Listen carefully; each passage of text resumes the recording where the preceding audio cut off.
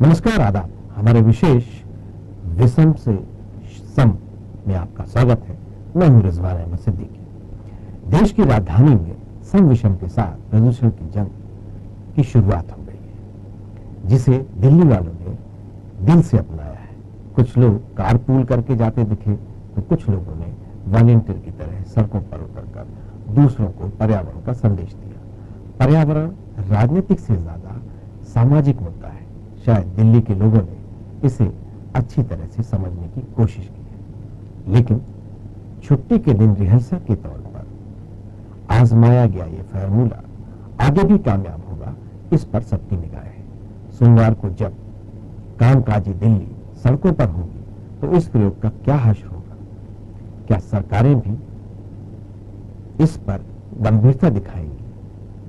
यह भी एक बड़ा सवाल है। फिलहाल विपरीत हालात से अनुकूल वातावरण बनाने की कोशिश है। जी हां, यही हमारा आज का विशेष विषम से सम।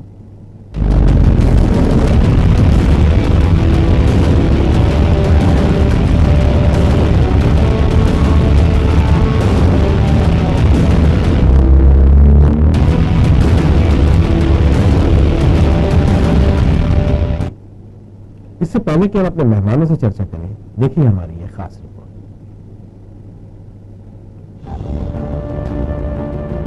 राजधानी दिल्ली की आबो हवा में जहर घुला। राजधानी में पॉल्यूशन बढ़ा तो दिल्ली सरकार भी हरकत में आई। दिल्ली में बढ़ते पॉल्यूशन को लेकर दिल्ली की अरविंद केजरीवाल सरकार एक्शन मोड में आ गई। ना होगा बांस और ना बजेगी बांसुरी। जी, दिल्ली में अब ये कहावत लागू हो रही है, यानी ना होगी गाड़ियां और ना होगा पॉल्यूशन। दिल्ली में नए साल से नई पहल शुरू हो गई। प्रदूषण कम करने के लिए और इवन नंबर की गाड़ियों का फॉर्मूला 1 जनवरी से लागू हो गया। राजधानी में अब सम और विषम नंबर की कारें अल्टरनेट डे के हिसाब से चलेंगी। मतलब एक तरह की नंबर वाली गाड़ियां एक दिन तो दूसरे तरह की नंबर वाली गाड़ियां दूसरे दिन ही सड़कों पर चल सकेंगी। वहीं दिल्ली के मुख्यमंत्री अरविंद केजरीवाल ने लोगों को धन्यवाद देते हुए कहा कि लोगों ने इस फॉर्मूले को दिल से अपनाया। दिल्ली के अंदर आज ऑड इवन काफी सक्सेसफुल रहा, काफी सक्सेसफुल चल रहा है और इवन नंबर की बहुत ही कम गाड़ियां सड़क पे दिख रही हैं। दिल्ली के लोगों ने इसको बहुत खुले मन से और बहुत अच्छे से इसको अपनाया है, पूरे एंटी पोल्यूशन ड्राइव को। और इवन फॉर्मूला लागू होते ही केजरीवाल अपने परिवहन मंत्री गोपाल राय और स्वास्थ्य मंत्री सत्येंद्र जैन के साथ कार पुलिंग कर दफ्तर पहुंचे। साथ ही पर्यावरण मंत्री इमरान हुसैन ऑटो से दफ्तर पहुंचे। वहीं पर्यटन मंत्री कपिल मिश्रा बाइक से और समाज कल्याण मंत्री संदीप कुमार बस से दफ्तर पहुंचे। मेरे पास ऑड नंबर की कार है और जिस दिन ऑड डेट होगी, ऑड नंबर वाली डेट होगी, मैं अपनी गाड़ी से जाऊंगा और जिस दिन इवन नंबर की डेट होगी मैं उस दिन साइकिल से ऑफिस जाऊंगा। वैसे दिल्ली पहला ऐसा शहर नहीं है जहां पॉल्यूशन को रोकने के लिए गाड़ियों पर बैन लगाया गया है। इससे पहले ही पॉल्यूशन रोकने के लिए बहुत से देश गाड़ियों पर बैन लगा चुके हैं। आइए आपको बताते हैं कुछ ऐसे ही देशों के बारे में जहां गाड़ियों पर बैन। कोलंबिया बगोटा में हफ्ते में 2 दिन बैन। मैक्सिको 1989 से हफ्ते में 1 दिन बैन। चीन बीजिंग में 2008 में ओलंपिक्स के दौरान हफ्ते में 1 दिन का बैन। फ्रांस पेरिस में जब जरूरत पड़ती है तब ऑड और इवन नंबर की कारों पर बैन लग जाता है। यूके केवल सेंट्रल लंदन इलाके में ये लागू। नेपाल काठमांडू के अंदरूनी इलाकों में 26 सितंबर 2015 से लागू। फिलहाल ऑड इवन फॉर्मूला 15 दिन का ट्रायल है, जो सुबह 8 से शाम 8 बजे तक लागू रहेगा। रविवार को यह लागू नहीं रहेगा। महिलाओं को भी इसमें छूट दी गई।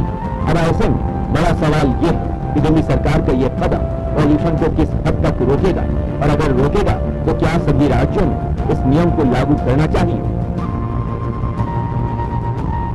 न्यूज वर्ल्ड है। हमारे सामने सबसे बड़ा सवाल यही है कि क्या यह फार्मूला कामयाब होता है और देश की अन्य सरकारें भी इसे कब अपनाएंगी। इसी विषय पर बात करने के लिए आज हमारे साथ हमारे स्टूडियो में मौजूद हैं भारतीय जनता पार्टी के नेता चेतन सिंह, कांग्रेस के प्रवक्ता वरिष्ठ नेता भूपेन्द्र गुप्ता, विक्रांत राय आम आदमी पार्टी के वरिष्ठ नेता और शरद कुमरे पर्यावरणविद है। आप सभी का न्यूज वर्ल्ड में बहुत बहुत स्वागत है। शरद जी, आपसे ही समझते हैं, इसलिए कि पर्यावरण के क्षेत्र में आप बहुत काम कर रहे हैं और इसके साथ साथ आप एक व्यवसायी हैं और इसके साथ साथ एक पूर्व सैनिक भी हैं। तो इन चीजों को आप कैसे देखते हैं? दिल्ली का आज का जिस तरह का सहयोग रहा है लोगों का, बड़ा उत्साहजनक है। आप इसे कैसे देखते हैं? और आप अन्य प्रदेशों में, देश के अन्य हिस्सों में भी आप इस तरह की कोई उम्मीद करते हैं? और क्या इससे ही काम चल जाएगा या अभी और भी बहुत कुछ करना बाकी है? नया होता है तो एक समय लगता है समझने में, और ये बहुत अच्छी बात है कि एटलीस्ट 50% गाड़ियाँ खड़ी मिली आज। ऑड इवन जो फार्मूला है उसमें आधी गाड़ियाँ बाहर निकली हैं रोड में। तो साइकिल से जाने की बात है या कार पुलिंग की बात हो रही है या पब्लिक जो सेवाएं हैं उनका उपयोग करना है, तो ये परंपरा में हमको आना ही पड़ेगा। और दूसरे दिल्ली ही नहीं, दूसरे जो देश के जो बड़े शहर हैं या छोटे शहर हैं, उनमें इस तरह के प्रयोग करने से पहले हम उनके मेरिट्स और डीमेरिट्स पर जरूर एक सार्थक हमें सजेशंस लेने चाहिए और अपनाने चाहिए।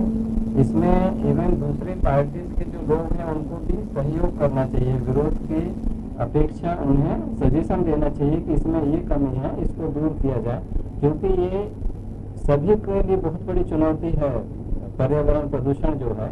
तो एक तरफ तो हमें दिल्ली की बात यदि हम करें तो पर्याप्त मेट्रोज बढ़ाना चाहिए, पर्याप्त बसेस बढ़ाना चाहिए। दूसरा, इसमें पब्लिक को मोटिवेट करें कि किस तरह से जो व्यक्ति इन सुविधाओं को एक उपयोग करता है तो उनको ऑफिशियली मोटिवेट भी करना चाहिए। दूसरा, पब्लिक का पार्टिसिपेशन से ये अच्छा सुधार की दिशा में अच्छा कदम है। दूसरा, इसमें हरियाली बढ़ाने के लिए काम नहीं हो रहा, उसके लिए काम करना चाहिए, क्योंकि आज जो सरकारी एजेंसी है वो आपके तरफ लौटते हैं, फिर लौटेंगे जी। भूपेन्द्र गुप्ता, दिल्ली ने एक कोशिश शुरू की है, देश में और जगहों पर भी इसकी जरूरत है, और इस कोशिश को आप, उसकी कामयाबी को आप किस तरह से देखते हैं? ये स्वागत योग्य एक कदम है, और इस तरह का प्रयोग पर्यावरण को बचाने के लिए आज ये मानव समाज के लिए एक बहुत बड़ी चुनौती है। इसको बचाने के लिए और जगह भी प्रयास किए जाने चाहिए और इसे कामयाब बनाने में समाज को आगे आना चाहिए, ताकि ये जो है पहल कामयाब हो। उसका कारण ये है कि आज तो सांस लेना दुश्वार हो रहा है वहाँ पर। जैसे कि आपको बताऊं, हमारी सरकार ने भी जो है शीला दीक्षित जी के टाइम पर जो पब्लिक ट्रांसपोर्ट सिस्टम था उसको सीएनजी पर कन्वर्शन इसीलिए किया था कि जो वहाँ पर इंड्यूस्ड जो प्रदूषण था वो बहुत ज्यादा था, और कई इलाकों में जैसे चांदनी चौक या लाल किले, इन इलाकों में तो चलना मतलब आंखें जलने लगती थी, इतना बड़ा बहुत सारा प्रदूषण हुआ करता था। तो इस दृष्टिकोण से समय समय पर किसी भी सरकार को ये कदम उठाने पड़ेंगे, समाज को इसमें सहयोग करना चाहिए और इसको विस्तार देना चाहिए।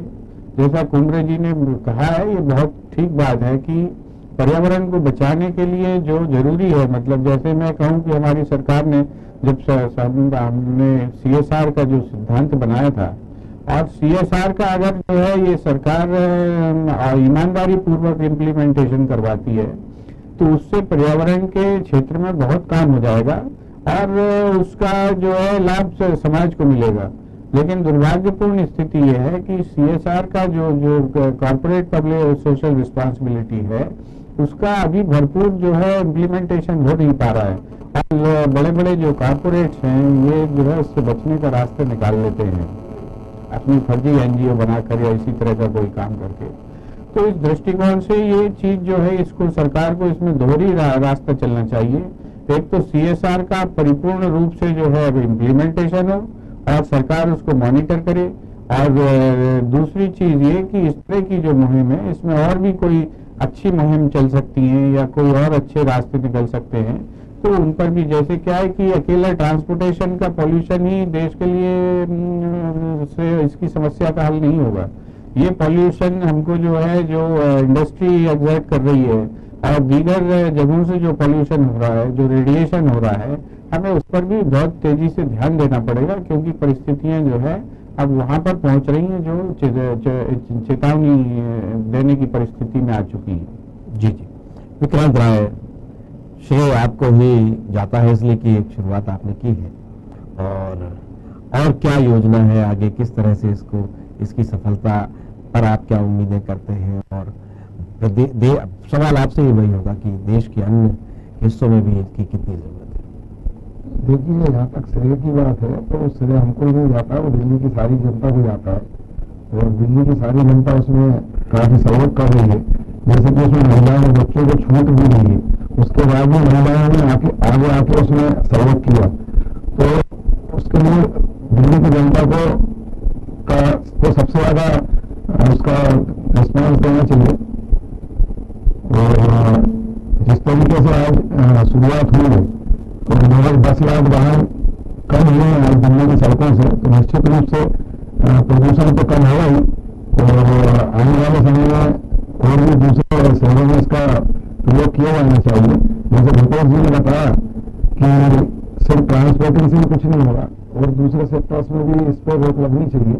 तो आगे हमने ट्रैवल बेस पे 15 दिन के लिए स्टार्ट किया है, इसके क्या रिजल्ट आते हैं उसके बाद फिर देखते हैं आगे और क्या करना पड़ेगा इसमें। बिल्कुल, और दूसरे सेक्टर्स पर भी आपकी निगाह है। चेतन सिंह, इसमें आप बहुत ढेर सारे प्रदेशों में और देश में सब जगह आपकी ही सरकारें हैं, तो आपको क्या उम्मीद है कि इस तरह की चीजें और जगह भी लागू होंगी? और पर्यावरण की चिंता तो सबकी है, और प्रधानमंत्री ने खुद कहा है इस समय कि देश में दो ही समस्याएं सबसे बड़ी हैं, एक आतंकवाद और दूसरा पर्यावरण प्रदूषण। देखिए रिजवान जी, पर्यावरण और प्रदूषण ये दोनों हिंदुस्तान में उस स्तर तक पहुंच गए हैं कि आज दिल्ली की सरकार को इस प्रकार का कदम उठाना पड़ा। निश्चित रूप से अगर हमको प्रदूषण से बचना है तो हमको ये सब करना पड़ेगा, नो डाउट। लेकिन परिस्थितियां आई क्यों ऐसी, ऐसा क्यों? आज हम पर्यावरण की बात कर रहे हैं, आज हम ग्लोबल वार्मिंग की बात कर रहे हैं, अंधाधुंध जंगल कटते गए, नदियां प्रदूषित हो रही हैं, नदियों को डाइवर्ट कर दिया गया, नदियों के किनारे बिल्डिंगें बन गई हैं, तमाम चीजें हैं। और निश्चित रूप से दिल्ली की सरकार ने इन चीजों से निजात पाने के लिए एक छोटी सी शुरुआत की है, और इसका क्या हमारे सामने रिजल्ट आता है तो वक्त बताएगा, लेकिन अच्छी शुरुआत है, हम सबको इसका साथ देना चाहिए। लेकिन रिजवान जी, यह हिंदुस्तान की बहुत बड़ी समस्या है, और मुझे लगता है ये इतनी बड़ी समस्या है, इस समस्या के अंततः मूल में जाकर के हमको सारी बातों का विश्लेषण करना चाहिए। क्या पर्यावरण और पॉल्यूशन और पॉपुलेशन ये सब आपस में एक दूसरे से जुड़े हुए नहीं है? हिंदुस्तान का, जिसके बारे में बाहर के लोग कहते हैं कि हिंदुस्तान एक बच्चा बैंक है, क्या हमको या हमारे देश के राजनीतिज्ञों को, उसमें सारे लोग हैं, चाहे हम सरकार में हो, कल हम बाहर थे, हमसे पहले भी लोग सरकार में रहे, क्या इन लोगों ने देश की परिस्थितियों का आकलन ढंग से नहीं किया? क्या वास्तव में जो बढ़ती हुई जनसंख्या इस हिंदुस्तान की एक बहुत बड़ी समस्या नहीं है? आज अगर हम बात करते हैं तो इसमें भी हमको सांप्रदायिकता की दृष्टि से लोग देखते हैं। हिंदुस्तान की जो आवश्यकता है, उन आवश्यकताओं की पूर्ति करने के लिए अगर हम वोट बैंक की राजनीति की तरह देखेंगे तो मुझे लगता है इस समस्या का समाधान कभी नहीं हो पाएगा। माहौल दिन पर दिन हर तरह से, चाहे सामाजिक वातावरण हो, हवा का मसला हो, चाहे पानी का मसला हो, विषाक्ति होता चला जा रहा है। आपने तो बहुत ढेर सारे 5 सूत्री कार्यक्रम बहुत बरस पहले बनाए थे, लेकिन ये नियंत्रण नहीं हो पाया, इसमें आप जनता को जोड़ नहीं पाए। देखिए, इसमें ये जो आप तर्क इस तरह से देते, बस यही मेरा आपसे मतभेद है जी। इसको ऐसे जोड़िए कि हिंदुस्तान जो है, जो संघीय ढांचे के अंदर, इसमें दो तरह की मल्टी लेयर सिस्टम है। केंद्र सरकार अगर किसी योजना को बनाती है तो उस योजना को इम्प्लीमेंट करने की जिम्मेवारी किसकी है? अगर कहीं पर राज्य सरकारें असफल होती हैं उस कार्य को सुचारू रूप से चलाने के लिए, तो ये जो चीज है, ये हमारे सिस्टम की जो नीचे जाकर जो फेलियर है, उस फेलियर्स पर हमें विचार करना चाहिए कि हम इसको कैसे इम्प्रूव कर सकते हैं। बजाय इसके हम सीधे का सीधा जो यही करके ठीकरा फोड़ने लगते हैं सरकारों के ऊपर। ये जो सवाल, ये जो पॉलिटिकल सिस्टम को कर्ज करने की जो हमारी कोशिश है, और एक से एक जगह गालियां पटक के और फिर हम खुश हो जाते हैं कि बाकी चलो हमने जो है इसको काला सिद्ध कर दिया, अब समाज ठीक हो गया। ये चेष्टा समाज तो नहीं चाहिए। आज मैं आपसे कहूं कि सिस्टम के अंदर क्या अकेला पॉलिटिशियन करप्ट है?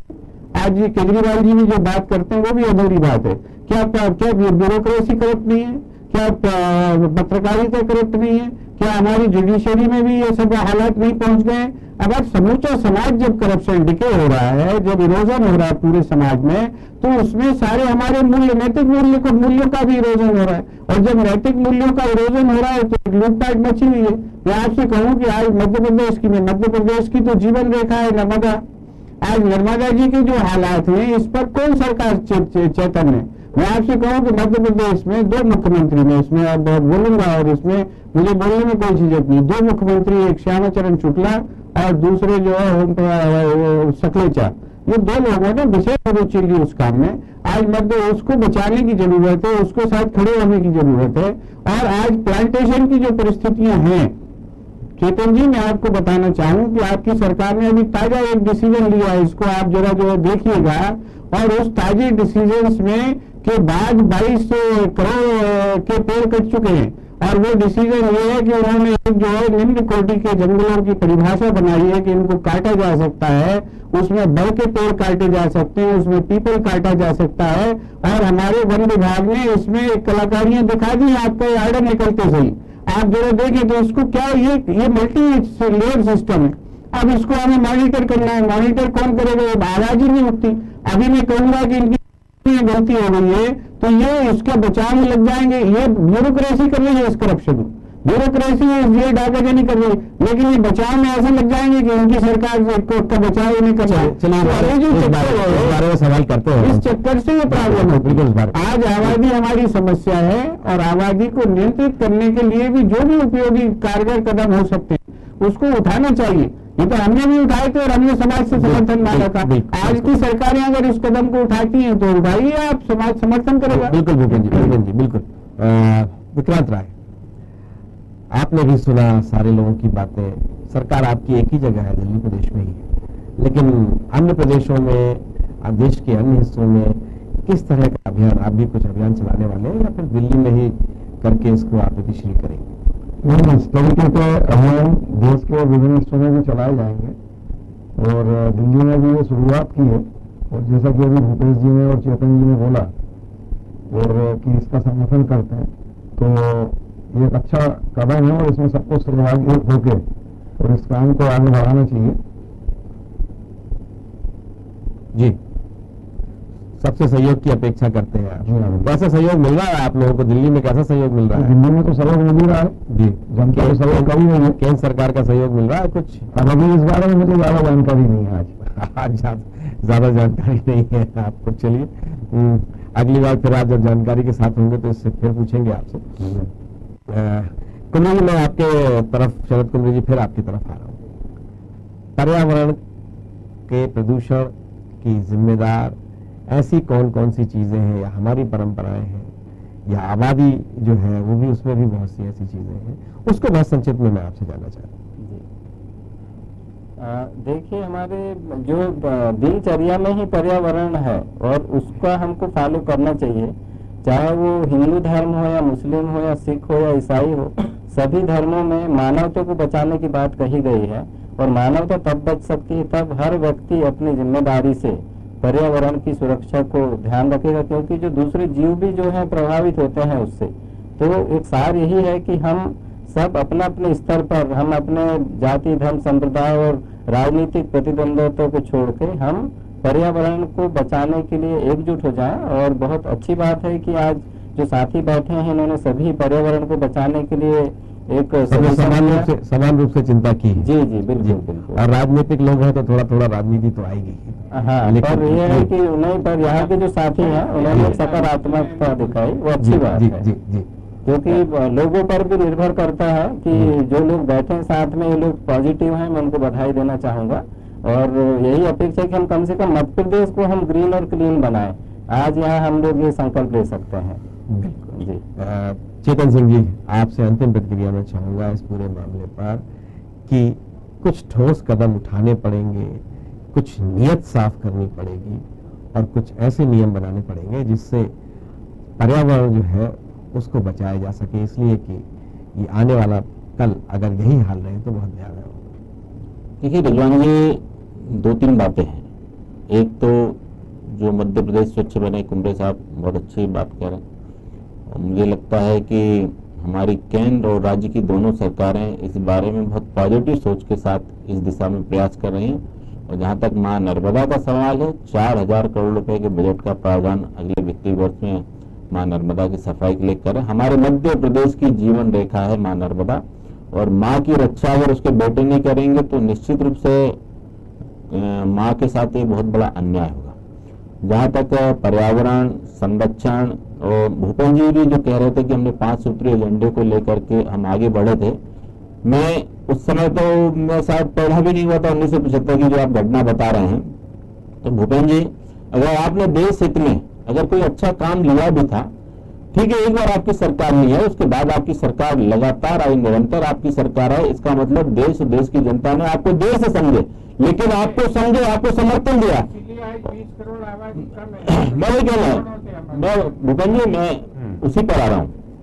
और अगर आपको लगता है कि वास्तव में एक कदम उचित था, आज अगर भारतीय जनता पार्टी उस कदम को उठाती है तो उसका हम आपसे अपेक्षा करते हैं कि इसका हमको समर्थन करना चाहिए। समाज में रिजवान जी, केवल कानून बनाने से कुछ नहीं होता, उस कानून का पालन करने के लिए समाज को जागरूक करना भी बहुत आवश्यक है, विश्वास पैदा करना। मैं कल का एक आपको उदाहरण देना चाहूंगा कि कल 31 था।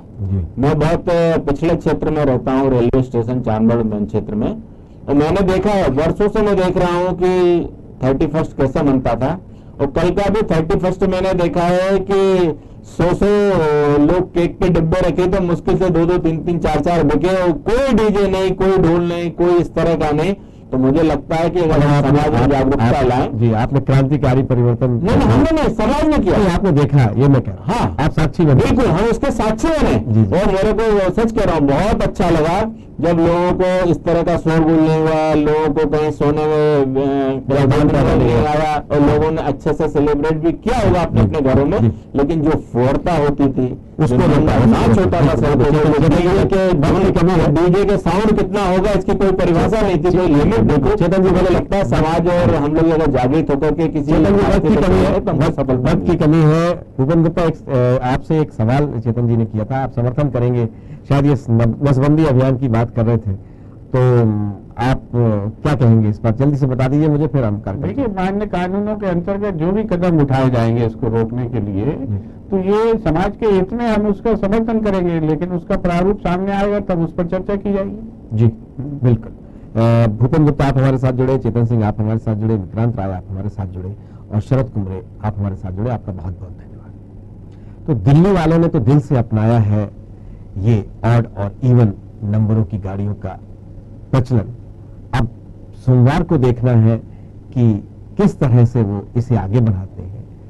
प्रयोग है 15 दिन का, सरकार कितनी कामयाब होती है, जनता का कितना समर्थन मिलता है, ये भी देखना बाकी है।